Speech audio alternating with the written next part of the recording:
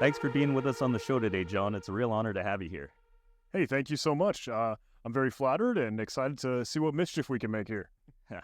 Okay, to get things started, and on the off chance that someone listening to this does not know who you are, can you please introduce yourself? Oh, sure thing. Well, hey, hello, my name is John Hammond. I'm one of the security researchers over at a company called Huntress for my day job. And on the side, when I can squeeze it in, I try to, create some content, educational training stuff centered around cybersecurity for YouTube. I know it's kind of silly I say I have a YouTube channel, but it's really fun to see that thing grow and flourish, and it's just a real big part of my life these days. Yeah, I'm a big fan of your channel. It's good technical content. So whenever I prep for a new guest on the show, I always go look at their LinkedIn profile to get an idea of what their career looked like and to see if there's anything interesting to pull from there. One thing I found super interesting about the various experiences and date ranges associated on your profile was it seems that you started your YouTube channel quite a few years before you list any professional experience, all the way back in 2009. Can you give us the backstory on that? What made you start an educational cybersecurity channel back when that really wasn't a thing? Absolutely. And thank you for asking. It's a lot of fun. I got started, I feel like really, cutting my teeth and getting sharp on some of this stuff, whether it's just programming or coding or technology as a whole. When I was a bit younger, right, there's stuff in the archives, 2009, 2011, like a decade old now. But the thing is, when I was a kid, I thought, kind of like a whole lot of others, I think, man, I want to make video games, or I want to be a hacker like I see in the movies. So I Googled and would just get a research online and think, I literally entered the Google search term, how to become a hacker. And I think I stumbled across what was like Eric S. Raymond in his blog post, one of the like free and open source software leaders and all. And his blog post was literally titled, How to Become a Hacker. But it said, hey, if you want to get into this thing, you really need to learn some programming. You need to learn some scripting at the very least, some coding. And they suggested the Python language, the Python programming language. And I thought, well, I'll go Google that. So I went online and was in YouTube, right? Because YouTube had some video tutorials, and that's how I like to learn. Hey, get some visuals and do the show and tell, see a demo. And I thought, okay, this is fun. This is cool. I feel like I'm learning some of it, but I really wanted to test myself. And you hear one of the best ways to see if you've really mastered a skill or become very good at it is if you can try to teach others. So I thought, well, I'll record some video tutorials. And they were very bad. They were awful. In the early days, you can see me like putting semicolons in Python syntax or like commenting out code block braces, stuff you shouldn't do. But it was just a lot of fun. And that's really what got the ball rolling, is thinking, hey, how can I, one, give back to the community the same way that I've learned? Two, sort of, test myself and see how can I share and disseminate this info. And three, really get this feedback loop of, hey, the community saying, you know what, hey, you could have been able to run this faster if you used this syntax, or you tried this technique, or you used this trick here and there. It would have been much better. And there are hate comments here and there, as is the internet. But it's really, really cool when you get sort of constructive criticism and great feedback to improve yourself and everyone around you. Oh, that's awesome. Yeah. And you're like a little over 600,000 followers now, which I know on YouTube's it's really hard. Our channel, I think, is just approaching 500. Did you have any idea that it would become this huge thing, which I'm sure is a big part of your life now? No, I'll admit it was never something that I thought would, flower into what it is now. But hey, it's a blessing, and I'm fortunate, and I'm having a whole lot of fun with it. It's really surreal because when we go to events, kind of IRL get-togethers, whether it's a trade show or a conference, like we were just at Black Hat at DEFCON, and it's just super duper sweet when some folks will want to come up and say hello, say, hey, thank you so much for the content that you share. It's helped me get into this industry, and that is really, really fulfilling. So I'm just so happy about that, and I'm, ready to keep it rocking. Awesome. And do you have any advice for people or companies out there that want to create content and try and grow their following on YouTube? Ooh. Oh, that is a super good question. I hear consistency is a good one. Yeah. I feel like I have a bad answer. I don't know. Let me add the disclaimer, if I may, that it's hard. And it's harder than it is. It's harder now than it ever was because the algorithm is already in place. So it's a bummer because, hey, it's really, really hard to get some of that discoverability. Hey, the machine that is YouTube or Twitch or Twitter or Facebook or TikTok or whatever is naturally just going to kind of promote the bigger players that have already established some sort of audience and community, and yours might be really slow to start. So if you can do some sort of guerrilla marketing is probably what I call it, but hey, slap it on Reddit. Hey, share it in Discord. Try to get it in front of folks' eyeballs. But the core of the matter, really, again, what I would consider boring as the answer, but is the right answer. Do it because it's fun. Do it because you love it. Do it because the passion is there. Because that consistency is key, like you mentioned, you're going to have to do it a lot. So make sure it's something that you really enjoy and are having fun with. Yeah, I think that's great advice. So again, from your LinkedIn profile, I noticed from 2018 to 2020, you were a curriculum developer and instructor for the DoD Cybercrime Center, a Red Team cyber operator for the Defense Threat Reduction Agency, and a cybersecurity content developer for the United States Department of Defense. How did that string of opportunities come by, and was the experience of working in each one of those departments or agencies similar, or did they each have a flavor of their own? Yeah. Man, interesting story there, if I may, because, hey, in the beginning, in the early days, I tried to get my feet wet learning some of the stuff with more of the programming and the coding aspect, just finding things online. It really wasn't until I got into my undergraduate education that it's shifted to sort of more of the security aspect. And that will lead into, I know, these sort of career selections in a moment. Because the thing is, I attended the United States Coast Guard Academy. So one of the United States military institutions like Annapolis, the Naval Academy, or West Point, the Military Academy, Air Force Academy, blah, blah, blah. And, you know, hey, the military might say, hey, it's really cool, you can build this thing, you can make something, but can anyone break it? They care more about the security of software applications, programs that they use for their day-to-day stuff. It's got to be battle-tested, right? So that opened the door for Capture the Flag, and that opened the door for learning about vulnerabilities and exploits and CVEs, and try to get into the environment, in the landscape. I'll admit, I did not graduate the Coast Guard Academy. I got myself on the naughty list, and got to move on to some bigger and better things. But got to check the box for the clearance for the time and go make buddy-buddy and rub elbows and shoulders with some of the Department of Defense folks. So kind of a springboard leaving the Coast Guard Academy was to go really teach at the Department of Defense Cyber Training Academy. So really flattered, because then I could still work with a lot of the peers and colleagues that I had, because they had to take a lot of those classes. And maybe at least some of the shining stuff that I got to do at the Coast Guard Academy for my own progression helped really make a foot in the door there. That was a lot of fun. I was a contractor, so hey, no longer active duty, but still kind of part of the party. And it's a balancing act, because it's really enjoyable to put something together and call it your own. But it is being a teacher. And folks that know, right, absolutely understand there's really fulfilling, great work in there, but sometimes it can be pretty tiring when, I don't know, folks just aren't engaged, the class isn't interested, and you're kind of like riding a unicycle trying to juggle, keep folks awake. And if you're staying late, helping folks that just don't get it, and I don't know, maybe they don't know the difference between the mouse and the keyboard. It's something, man, we got to improve here. We got to do some better work. So I thought, you know what? I want to be on the keyboard. I want to be an operator. I want to do it for real. So I moved from there to the Defense Threat Reduction Agency under the guise of the Red Team Cyber Operator. That was supposed to be hot, flashy, flying, doing spooky, squirrely stuff, high-octane energy. But I'll admit, and I don't know if this is going to be a bummer for some folks, but there was a lot of slow-moving red tape and, I don't know, just bureaucratic government military slowness. And that's okay. Hey, we know it's the nature of the beast. But when I was kind of sitting in the skiff, no windows, closed door room with just waiting for the clock to run out, sitting on our thumbs, I thought, all right, this isn't everything I thought it would be. Let's move on. And those are, I don't know, the two kind of pedestals and cornerstones of some of that growth and that side of the industry, public sector versus private sector. But at some point, Kyle Hansloven, he's the CEO over at Huntress, my day job now, he had reached out and said, hey, you know what, John, we just landed Series A. We're having a ton of fun, moving and shaking. Do you want to join the party?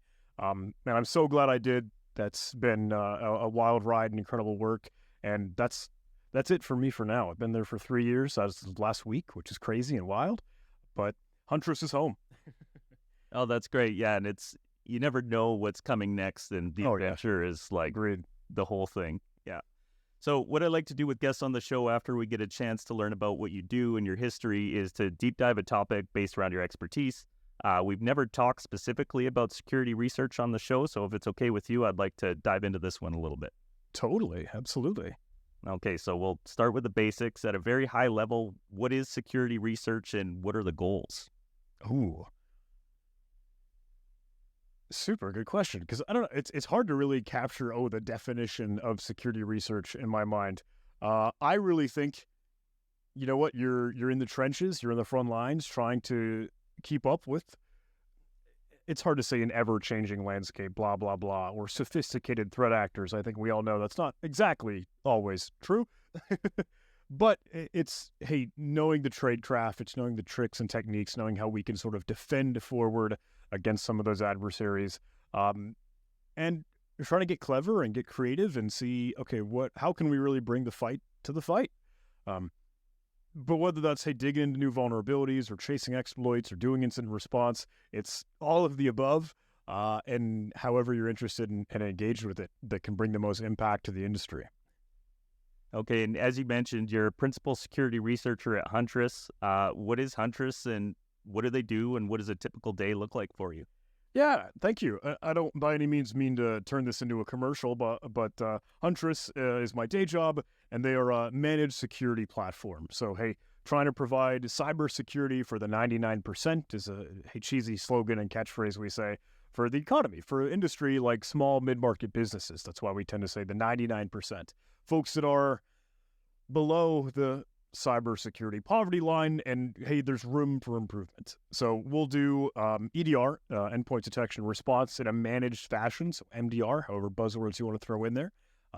Looking at, hey, whether hackers are maintaining persistence with implants or beacons or hooks and claws in their environment, and then what will they do next? Ransomware, we'll kind of tripwire with ransomware canaries, or manage antivirus like Windows Defender, freely available and accessible. We can at least bring that visibility across all the different tenants and organizations that you might control for like a managed service provider or MSP. And thankfully enough, hey, we brought in an arm for security awareness training and are now expanding to MDR for Microsoft 365 to get a little bit more cloud and email visibility and telemetry, but blah, blah, blah. I don't mean to be rambling. As to what I tend to do, I'm part of the threat operations team and the research and development sort of branch within that. And as a security researcher, again, really fortunate. Hey, John, they say just go do what's fun and interesting and really makes a difference. So I can help out with some of the analysts that are in the dashboard day in and day out, hunting, trying to see what alerts might come through, digging into malware, triage, reverse engineering. That's a lot of fun. I try to build out some of the security awareness training curriculum. And I also really, really like to take point when there is a new rapid response initiative, is kind of what we say internally, where we see, hey, there's a new vulnerability, there's a new 0-day, there's a new threat. How can we get on top of it? Can we get some of the messaging out? Can we start to dig through what the code is? What's the techniques and tradecraft? And that has been really, really a blast because, hey, we try to stay in the front for Print Nightmare or Hafnium when Microsoft Exchange was popping off, or, I don't know, CVE 2023-40444, or Felina, or Move It, transfer exploitation. There's a whole lot there, but that's some of the most fun work in my mind because you really feel like, all right, now we're part of the party and the adrenaline's going. Yeah, that actually was very similar to my next question, which was if you're working away and you find a 0-day that's being actively exploited, what happens then? And how is that information used to fight bad actors? Yeah, so we tried to throw together a little bit of a war room, right? Whether it's in Zoom or a Slack huddle, we'll try to divide and conquer with some folks taking some of the reverse engineering work, some of the tradecraft, some of the cutting up the code, and how can we kind of message this out to our partners? Whether it's through email, whether it's through blogs, whether it's through videos, how can we recreate some of it so that they can better detect it in their environments? And maybe putting our hacker hat on, sort of acting as the adversary, can we recreate the proof of concept just so we can validate the patch's work, so that we can ensure we have the visibility and detection efforts there? So we run in all different directions, But it's really, really cool to see the community come together on that, and not even just within Huntress, but across the industry. I'm a huge fan of like Twitter, or now X or whatever, but Mastodon, all the InfoSec community, you can see really incredible people start to share great work and great research, and we're standing on the shoulders of giants all the time, and it's all of us standing on each other's shoulders. That's one of my favorite things about this industry, actually, is the openness and sharing information and really that sense of mission that we all share, right? We all have jobs to do in companies we want to see succeed, but there seems to be a bigger mission that we all kind of align with. It takes a village. Yeah. Next one I have for you is how do you stay up to date with the latest threats and vulnerabilities? Are there resources or platforms that you recommend for others to stay informed about emerging threats? I'll admit, yeah, sure, a little bit of Twitter or X and Mastodon, and see some of the feeds from folks there. I am really partial to Bleeping Computer. One of the online news outlets shares a lot of great research or great articles surrounding what could come out of the woodwork. And Reddit, I know it sounds weird and crazy, but I don't know, keep in touch with DEFCON groups, track it with some of the friends across the industry, maybe Slack channels, great workspaces together. It's really just being a part of the network and being part of the community. You can kind of keep a pulse on what's happening and when. I think you might have hinted at what your answer is going to be here earlier, but is there any research that you've done that stands out when you look back across your career? And if so, can you describe what the process of discovery felt like and what the impact it had? Oh, yeah. Oh, man, there are a lot of really cool and fun stories, but I think probably the one that's topical and maybe a lot of folks will know or recognize was MOVEit, the MOVEit transfer exploitation. So that took part in May, or at the very end of May, over the kind of the Memorial Day weekend for 2023. And it's crazy. I think now we're over in August and folks are still talking about it like 2, almost 3 months later, because the threat actor, Clop, I think the ransomware gang that sort of put their flag in the ground and claim responsibility, has been slowly leaking and sort of dripping out the victims that have been compromised. But they didn't encrypt any of the file system. They didn't drop ransomware in the classic sense. They just stole data and used that for extortion and blackmail. And it's been crazy to see just that impact and scale and size and severity of the thing just sort of slowly expand that keeps the news cycle alive, which is wild to me. But I'm sorry, no, to the personal points is like, hey, how did that come to light? We were tracking, hey, when it happened, and we were looking at the security advisories. And it's funny, I try to, in my mind, like treat a lot of knowledge bases or security articles and updates as a little bit of a capture the flag, as a little bit of a game, a little bit of, hey, how can we learn more about this with the description and maybe a binary to download, like a free trial of the program. And you got a little bit of a points system there. I don't know, with just the CVSS score or anything that might express, it's local file inclusion, or there's a buffer overflow, or SQL injection, blah, blah, blah. So MOVEit transfer exploitation started off with a SQL injection, not to get super nerdy for folks listening in, but that meant manipulating the database. And we were able to grab a copy of the software. It's .NET, or a good portion of it, so we could use tools to sort of decompile that down. And we would stay up late, crazy late, had to drinking Monster and Red Bull and just ordering a pizza to try to uncover what the heck this thing was. And I felt really determined on that one. I was like, I want to go find out how this all came together. Like, we have the pieces and breadcrumbs of the attack chain from IIS logs or artifacts that are left on the file system that we can see from victims. And maybe we can kind of piece together what happened, where and when and how.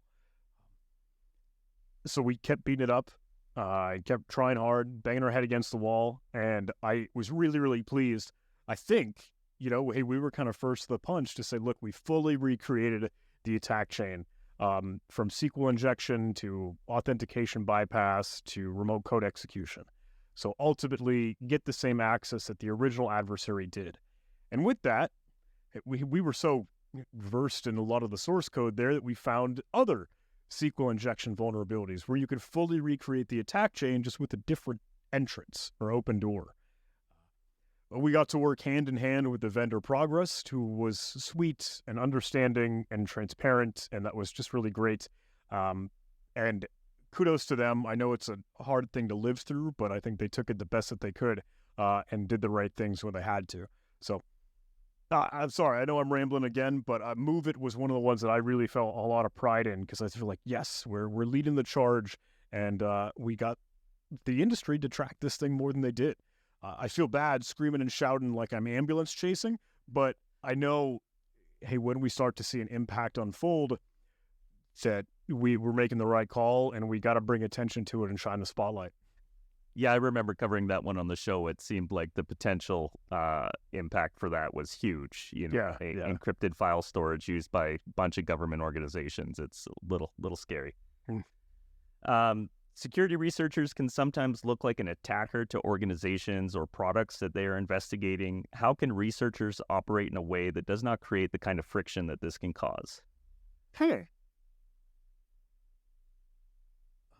Maybe another, forgive me, maybe another bad or boring answer, but I think it's a lot of that communication and transparency.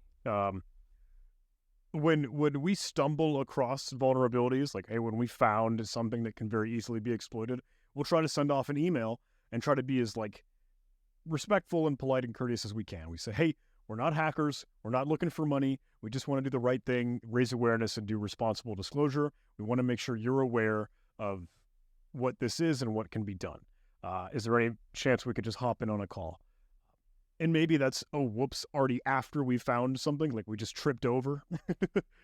But normally they're receptive to that. If at any point you're able to say, hey, can I ahead of time, can I maybe pregame in this thought, like, I would like to test your software. I would like to dig into it and see what flaws or weaknesses or vulnerabilities they might be, all in good faith, because that's what we're doing this for. That, I think, goes a long way when you can have that transparency and communication with the vendor, so you don't look like some crazy criminal blowing stuff up. Yeah, one of my colleagues said it was like showing up to your house and seeing somebody with a crowbar on the side of the house and saying, "Oh, don't worry, I'm a security researcher. I'm just checking to make sure your windows are locked up. I'm here to help." Yeah. Do you have any advice for any aspiring security researchers out there? Things that maybe you wish you knew at the beginning of your career? Yeah. We'll see. I know I've already kind of beat the dead horse on, make sure it's fun, it's your passion, etc. But one that I would love to try to mix in is maybe another boring answer, but really true here is, hey, take notes. Like, write it down. Like, make sure that you've got sort of your own archive catalog and library of stuff that you've already dug into, whether it's a blog post, whether it's on GitHub, or, I don't know, a video. It doesn't matter. Something that you, for one thing, can share for yourself, because you'll want to be able to look back and see what commands did you run, how did you uncover one thing or another, and you have that reference. But maybe spinning off of that is share it. Like, if you're comfortable with it, put that out online and give it to the world so everyone else can learn just as well. You kind of hit two birds with one stone, because you're helping yourself and others if you show your work and take notes and write things down. Yeah, and really build that community feel and get involved with the network. Oh, yeah. And the last question I have for you today is one I ask of everybody on the show. What do you envision for the future of cybersecurity, and how do you see the field evolving in the next few years? Ooh. Well, hey, I don't have a crystal ball. I can't see the future, not Nostradamus, so can't say with 1,000% certainty. But maybe I'm a little bit of a pessimist here, or just a glass half empty. I don't know. I tend to think we're just going to see the same stuff. Phishing emails aren't going to go away. Ransomware's not going to go away. Blah, blah, blah. Cryptocurrency miners, yada, yada, yada. I know, look, I tend to focus a little bit on the endpoint, and there are a lot of great conversations in cloud and CI/CD and DevOps and AI and machine learning, et cetera, et cetera, et cetera. If I may say, none of those are the silver bullets or a great new revolution that changes the face of technology in the industry forever. Maybe kind of in a sense, but it's not like fixing the problem. It's just moving the problem elsewhere, just sort of spreading it out. So it's going to be the same cat and mouse game in a little bit of a different arena. And I don't know if that changes things in a crazy big way. That's always funny in some of those like reporters or journalists and headlines that want to get your predictions for the next year, 2024. I always feel so bad. I have this antithetical response of, it's going to be the same stuff, guys. Yeah, that's not the first time I've had that answer, actually. Good. So, yeah. And if you look at the last 40 years, I think statistically you're probably going to be right. So awesome, John. I really appreciate you taking the time. I know you're a busy guy, and it's great to have you on the show. Hopefully we'll run into each other again somewhere. Well, hey, thank you so much, Chris. And absolutely, right back at you. This was a treat. And yeah, would love to see you at another event. I know we caught each other at Black Hat. And for folks tuning in, hey, we hope to see you there. And we'll keep the party going. Awesome. Okay, take care, sir. Thank you.